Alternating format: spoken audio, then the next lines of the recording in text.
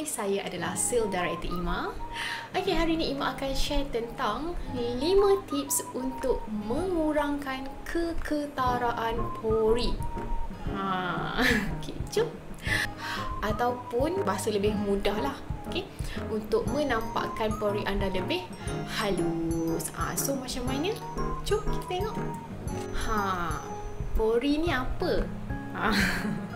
Mungkin ada orang macam, apa ni, kena jaga pori juga ke? Okey, pori ni penting Okey, pori ni adalah satu laluan, satu laluan di mana anda punya sebum, anda punya minyak, anda punya peluh keluar dekat pori tersebut. So, bila anda punya peluh keluar, minyak anda keluar, so itu menandakan kulit anda adalah sihat. Kadang-kadang kita kan suka tengok cermin kan. So bila kita tengok cermin, kita akan rasa macam bestnya kalau pori ni kecil, halus, betul tak? So kita akan rasa bila pori halus tu dia akan lebih cantik. Setuju? Setuju tak? Anda kena tahu juga apa punca pori tu nampak besar ataupun pori tu nampak ketara. Okay? So yang pertama adalah disebabkan oleh genetik. Sekiranya anda punya mak, nenek, pori diorang memang ketara, memang besar, jenis muka berminyak, so anda pun memang akan adalah benda tu. Okay? Alright, yang kedua adalah disebabkan faktor umur.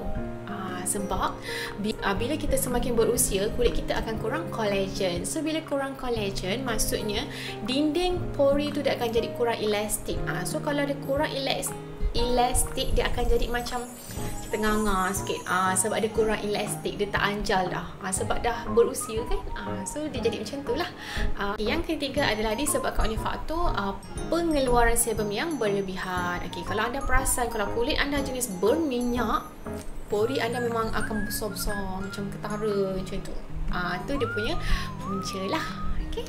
Okay, so hari ni Ima nak share lah tentang macam mana maksudnya untuk mengurangkan keketaraan pori. Tak adalah nampak macam besar je kan. So kita nak tengok apakah rutin yang anda perlu buat untuk mengurangkan keketaraan pori. Okay, tips yang pertama untuk mengurangkan keketaraan pori anda adalah menggunakan produk non-comedogenic.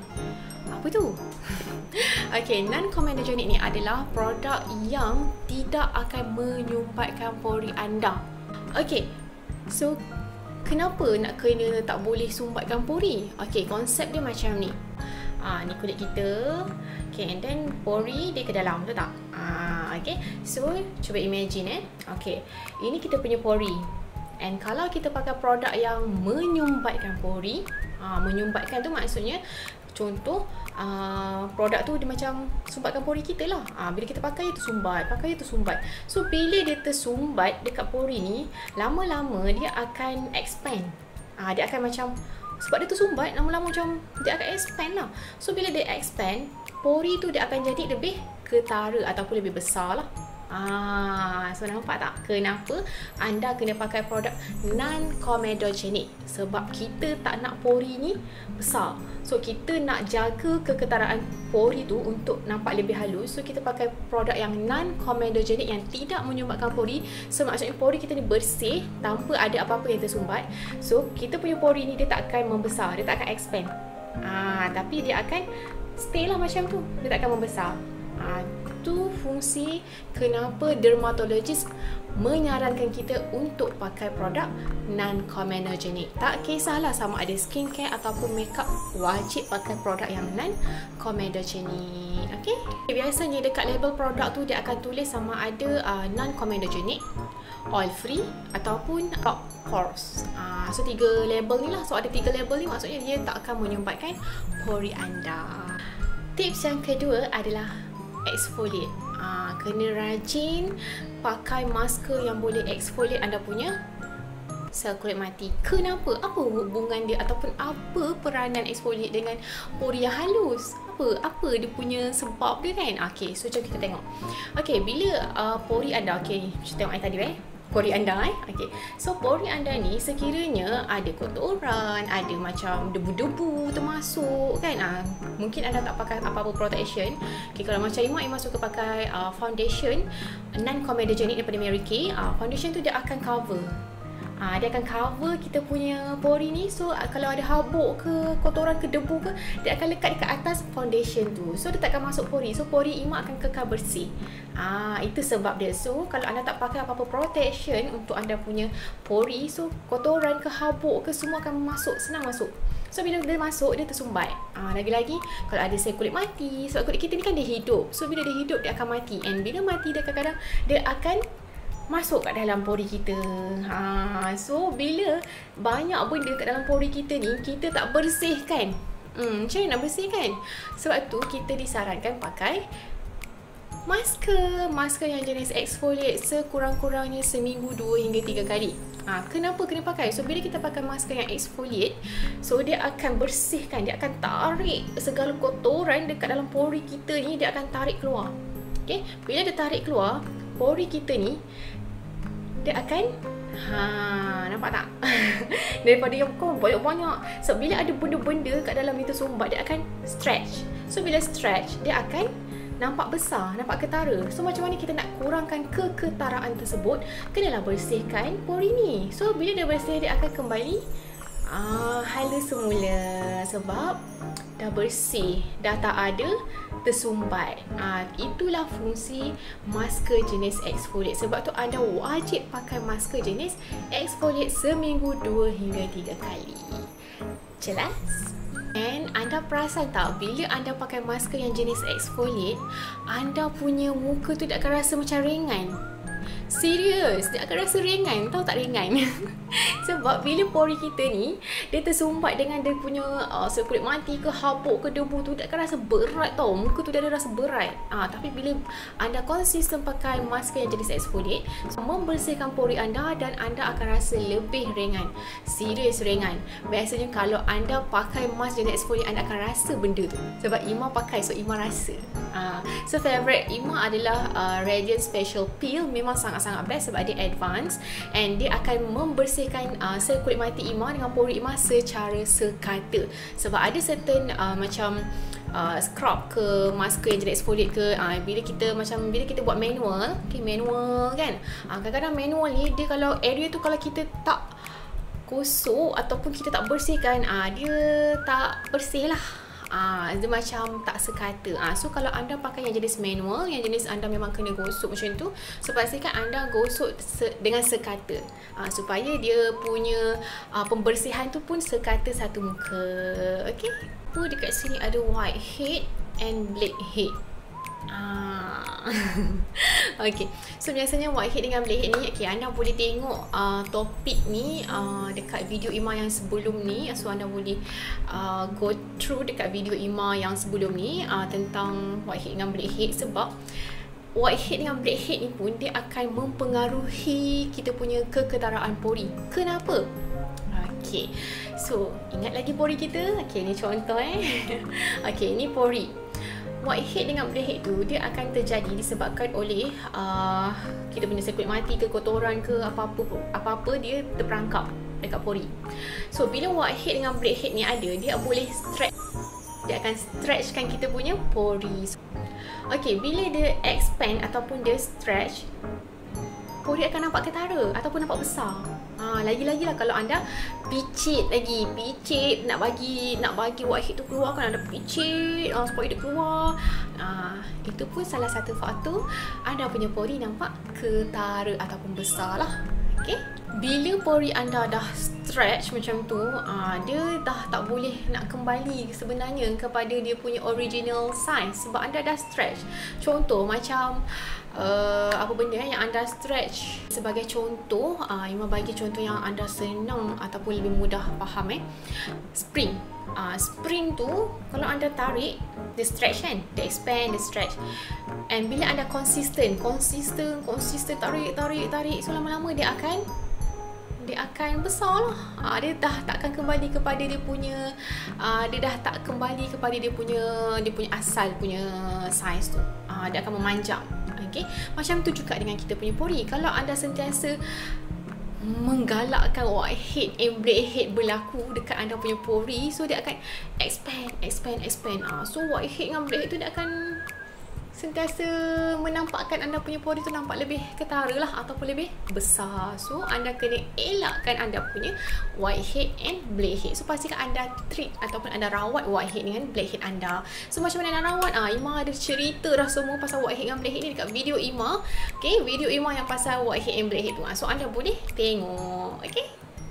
Yang ketiga adalah kena pakai sun care. Kenapa? Apa pula kaitan sun protector ataupun sun care ni dengan kita punya pori? Apa kaitan dia? Okey. Ingat lagi tak? Ima ada cerita tentang punca pori nampak ketara ataupun besar adalah disebabkan oleh faktor umur. And faktor umur tu adalah disebabkan oleh kita punya pori tu dia punya dinding pori tu dah tak elastik, dah tak anjal sebab dah kurang collagen. So bila anda tak pakai day cream ataupun yang ada sun protector untuk kulit anda waktu siang, masa ni lah anda punya collagen akan musnah. So bila collagen anda makin kurang, itulah punca anda punya pori nampak ketara, nampak besar. Sebab dinding dia dah tak elastik.